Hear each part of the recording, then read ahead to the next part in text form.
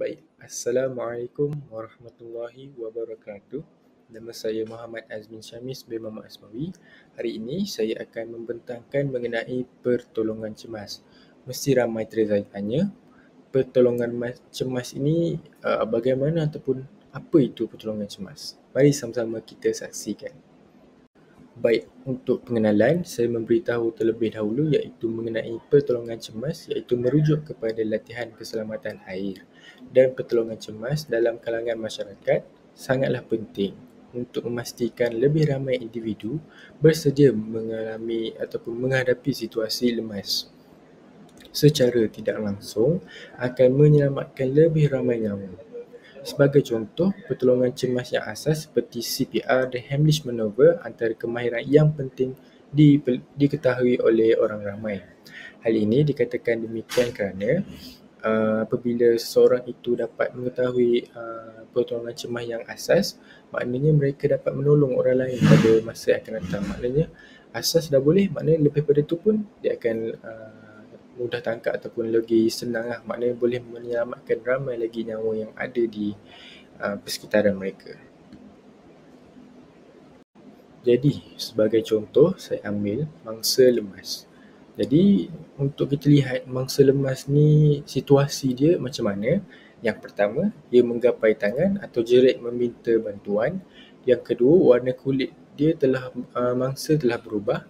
Yang ketiga, gerakan tangan yang tergapai-gapai, maknanya dia macam tergapai-gapai dalam air kerana dia tidak mampu untuk berenang. Yang keempat, jerit meminta tolong. Sebagai contoh, tolong, saya lemas, tolong.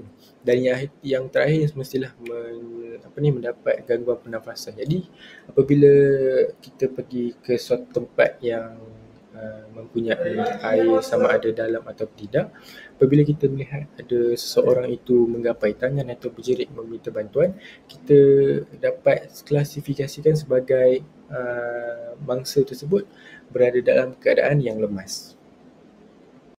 Baik, prosedur rawatan mangsa lemas. Yang pertama, periksa respon, iaitu memanggil nama atau memberi rangsangan fizikal. Sebagai contoh, menggoyangkan bahu untuk melihat jika mereka sedar. Yang kedua, perkhidmatan kecemasan, menyampaikan maklumat yang tepat seperti lokasi kejadian, keadaan mangsa dan langkah yang telah diambil kepada pihak yang perlu dipertanggungjawabkan iaitu pihak hospital lah. Dan seterusnya, periksa pernafasan. Lihat dan dengar untuk mengesan tanda-tanda pernafasan sama ada dia masih hidup ataupun tidak. Kemudian, setelah 3 langkah selesai, langkah keempat pula lakukan CPR. CPR meletakkan kedua-dua di tengah-tengah dada mangsa, tekan dada sebanyak 100 hingga 120 kali per minit pada kedalaman sekitar 5 hingga 6 cm dan lakukan selepas 30 tekanan dada dengan memberikan 2 kali hembusan ke dalam mulut mangsa. Yang kelima, kedudukan pemulihan.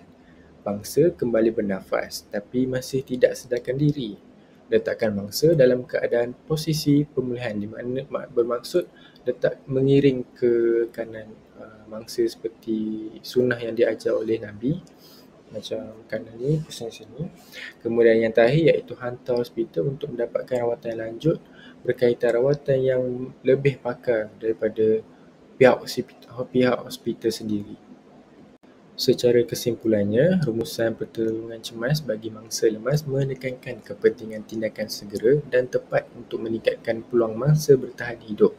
Latihan keselamatan air dan pertolongan cemas dalam kalangan masyarakat adalah penting untuk memastikan lebih ramai individu bersedia menghadapi situasi lemas.